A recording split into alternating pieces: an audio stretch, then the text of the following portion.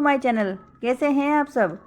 आज की वीडियो में मैं income tax law and accounts का मां शाकुंभरी यूनिवर्सिटी का सॉल्व क्वेश्चन पेपर का पार्ट 2 अपलोड करने जा रही हूँ। फर्स्ट पार्ट मैंने ऑलरेडी अपलोड कर दिया है, जिसका लिंक मैंने डिस्क्रिप्शन बॉक्स में सेंड कर दिया है। इसी सीरीज़ को आगे बढ़ाते हुए आगे क्वेश्चन डिस्कस करेंगे।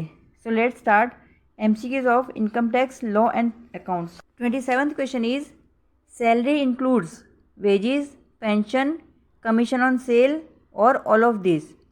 वेतन में शामिल है मजदूरी, पेंशन, बिक्री पर कमीशन या ये सभी। So right answer is D, all of this, ये सभी। Next question is value of facility of a house owned by the employer provided to an employee in the city where the population is 9 lakhs shall be 15% of salary, 10% of salary, 7.5% of salary और fair rent। कर्मचारी को 9 लाख जनसंख्या के शहर में नियोक्ता का मकान रहने के लिए दिया गया है। मकान की सुविधा का मूल्य होगा वेतन का 15%, वेतन का 10%, वेतन का 7.5% या उचित किराया। So right answer is C, 7.5% of the salary, वेतन का 7.5%। इसमें स्टूडेंट्स आपको पता होना चाहिए कि अगर पॉपुलेशन मोर देन 25 लैक्स होती है तो 15% होता है, और 25 लाख से कम और 10 लाख से ज़्यादा होती है तो सैलरी का 10% होता है, और 10 लाख से कम होती है तो 7.5% होता है। क्योंकि यहाँ पर 9 लाख पॉपुलेशन है, इसलिए इसका आंसर सैलरी का 7.5% आएगा। आप लोग ये नोट कर लीजिए कि 25 लाख से अगर ज़्यादा पॉपुलेशन है तो 15%, 10 लाख से ज़्यादा बट 25 लाख से कम है तो 10%, और 10 लाख से कम है तो सैलरी का 7.5% होता है। Next question is house rent allowances is exempted to a certain limit, fully exempted, exempted in a big cities और एग्जेम्प्टेड फॉर गवर्नमेंट एम्प्लॉयज़। मकान किराया भत्ता एक सीमा तक करमुक्त होता है, पूर्णतः करमुक्त होता है, बड़े शहरों में करमुक्त होता है, या सरकारी कर्मचारी के लिए करमुक्त होता है। So right answer is A, exempted to a certain limit, एक सीमा तक करमुक्त होता है। Next question is the maximum deduction of interest on loan taken for construction of house given on a rent is 2 lakhs, 30,000, 3 lakhs और no limit. किराए पर उठे हुए मकान के निर्माण हेतु लिए गए ऋण पर ब्याज की अधिकतम कटौती की सीमा है 2 लाख, 30,000, 3 लाख या कोई सीमा नहीं। So right answer is A, 2 lakhs। Next question is the annual value of self occupied house is 0, municipal valuation, fair rent और नन ऑफ दिस। स्वयं के रहने के मकान का वार्षिक मूल्य होता है 0, नगरपालिका मूल्यांकन, उचित किराया या इनमें से कोई नहीं। So right answer is A, nil, 0। Next question is the annual value of house property is 2 lakhs rupees. B and C are equal co-owner of the house. B's income from house property shall be 70,000, 1,40,000, 1 lakhs और 1,50,000। एक मकान संपत्ति का वार्षिक मूल्य 2 लाख रुपये है। इस मकान के बराबर के सहस्वामी बी एवं सी हैं। बी की मकान संपत्ति से आय होगी 70,000, 1,40,000, 1 लाख या 1,50,000। सो राइट आंसर इज ए, 70,000। तो अब देखते हैं 70,000 आंसर कैसे आया। तो सबसे पहले देखते हैं हाउस प्रॉपर्टी की एनुअल वैल्यू है 2 lakhs रुपीज़। इसमें से 30% डिडक्शन होता है तो उसके 60,000 रुपीज़ हुए, तो डिडक्शन हुआ 60,000 रुपीज़। तो 2 lakhs में से 60,000 माइनस होके 1,40,000 रुपीज़ हुए। अब क्योंकि बी और सी हाउस के इक्वल को-ओनर है तो इसलिए 1,40,000 का हाफ हो जाएगा। दैट मीन्स बी और सी की हाउस प्रॉपर्टी की इनकम हुई 70,000 rupees each. Next question is the base of computation of income under the head income from house property is municipal value, rent received, standard rent और annual value. मकान संपत्ति से आय शीर्षक के अंतर्गत आय की गणना का आधार होता है नगरपालिका मूल्य, प्राप्त किराया, मानक किराया या वार्षिक मूल्य। So right answer is D, annual value, वार्षिक मूल्य। Next question is Mr. Shobit retired from service and he got 3/4 pension commuted and received rupees 7,20,000. Compute the exempted amount assuming if he also received gratuity. 3,20,000, 4,80,000, 7,20,000 और 9,60,000। Mister शोभित ने नौकरी से अवकाश ग्रहण किया तथा उसने अपनी पेंशन का 3/4 भाग बेचकर 7,20,000 रुपये प्राप्त किए।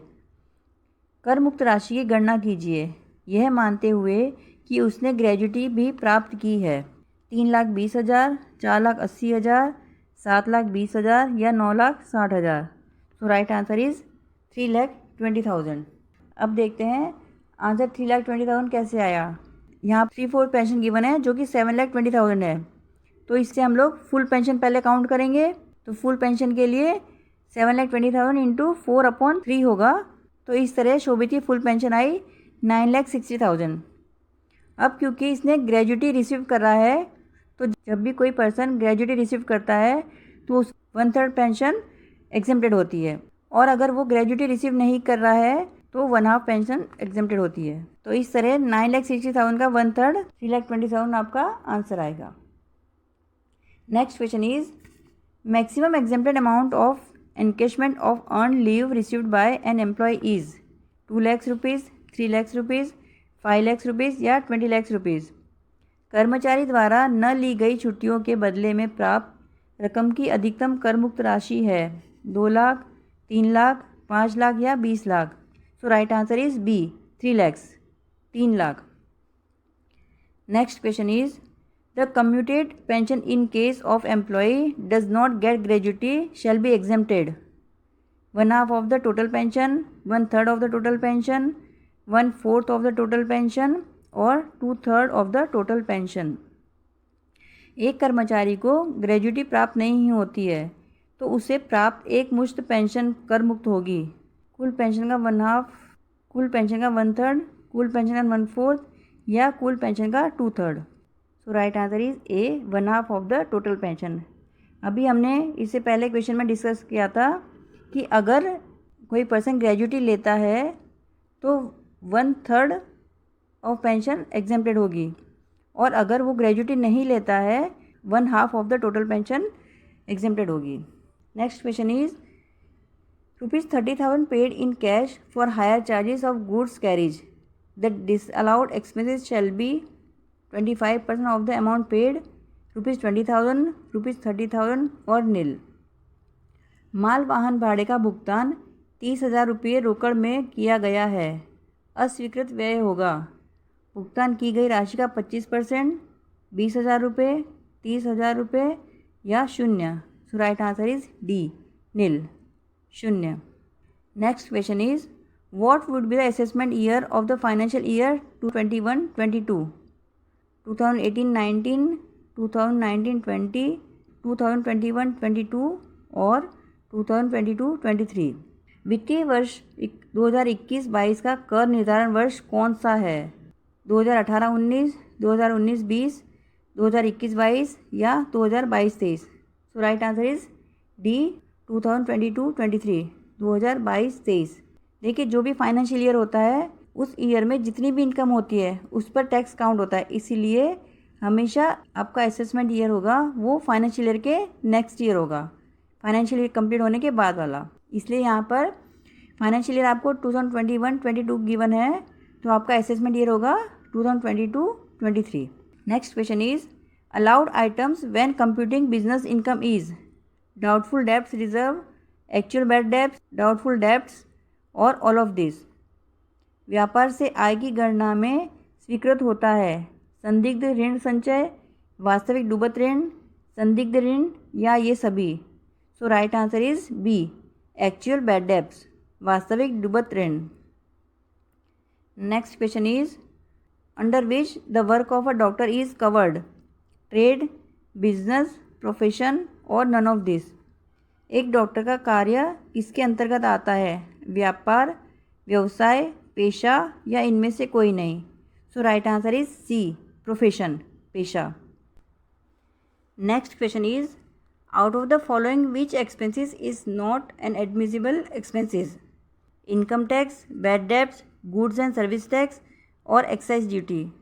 निम्नलिखित में से कौन सा व्यय व्यापार में आय शीर्षक में स्वीकृत नहीं है? आयकर, अशोध्य ऋण, माल एवं सेवा कर या उत्पाद शुल्क? So right answer is A, income tax, आयकर। Next question is the income tax rate on a long term capital gain for an individual is 10%, 15%, 20% और 22.5%। एक व्यक्ति की दीर्घकालीन पूंजी पर लाभ पर निम्नलिखित दर से कर लगेगा? 10%, 15%, 20% या 22.5%? So right answer is C, 20%। Next question is which of the following is not a capital asset? Stock in trade, goodwill of a business, jewellery और एग्रीकल्चरल लैंड इन दिल्ली। निम्नलिखित में से कौन सी पूंजी संपत्ति नहीं है? व्यापारिक माल का रहतिया, व्यापार की ख्याति, आभूषण या दिल्ली में कृषि भूमि? So right answer is A, stock in trade, व्यापारिक माल का रहतिया। Next question is for how many assessment years unabsorbed depreciation can be carried forward for set off? Unspecified period, 5 years, 7 years और 8 ईयर्स। अशोधित ह्रास को अगले कितने कर निर्धारण वर्षों तक समायोजन हेतु आगे ले जाया जा सकता है? अनिश्चित काल तक, 5 वर्ष तक, 7 वर्ष तक या 8 वर्ष तक? So right answer is A, unspecified period, अनिश्चित काल तक। Next question is depreciation is allowed on animals, patents, tea bushes और गुडविल ऑफ अ बिजनेस। किस संपत्ति पर ह्रास मिलेगा? पशु, पेटेंट, चाय के पौधे या व्यापार की ख्याति? So right answer is B, patents. Next question is the rate of depreciation on furniture is 10%, 5%, 20% और 25%। फर्नीचर पर ह्रास की दर है 10%, 5%, 20% या 25%? So right answer is A, 10%। Next question is the deduction allowable in respect of a family pension taxable under income from other sources is 1/3 of the pension, half of the pension, 1/3 of pension और 15,000 whichever is less और नील। अन्य साधनों से आय शीर्षक में कर योग्य परिवार पेंशन में से कटौती मिलती है? पेंशन की 1/3, पेंशन की आधी, 1/3 पेंशन या 15,000 जो कम या शून्य? So right answer is C, 1/3 of the pension और 15,000 whichever is less. 1/3 pension या 15,000 जो कम हो। Next question is pension received from employer is taxable under which head? Salary head, income from other sources head, capital gain head और none of this. नियोक्ता से प्राप्त pension किस शीर्षक के अंतर्गत कर योग्य होती है? वेतन शीर्षक, अन्य साधनों से आय शीर्षक, पूंजी लाभ शीर्षक या इनमें से कोई नहीं? So right answer is A, salary head, वेतन शीर्षक। Next question is which of the following is not chargeable to tax under the head income from the other sources? Dividend received, prize on crossword puzzles, profit on sale of jewellery और interest from bank. निम्नलिखित में से कौन सी आय अन्य साधनों से आय शीर्षक में कर योग्य नहीं है? प्राप्त लाभांश, वर्ग पहली का इनाम, आभूषण बेचने पर लाभ या बैंक से ब्याज? So right answer is C, profit on sale of jewellery, आभूषण बेचने पर लाभ। Last question is which of the following does not come under the category of transfer? Gift, will, both A and B और none of this. कौन सा व्यवहार हस्तांतरण की श्रेणी में नहीं आता? भेंट, वसीयत, ए और बी दोनों या इनमें से कोई नहीं? So right answer is C, both A and B. So guys, it is enough for today. We will meet in our next meeting. Till then, goodbye, take care and all the best for your exams. Thank you.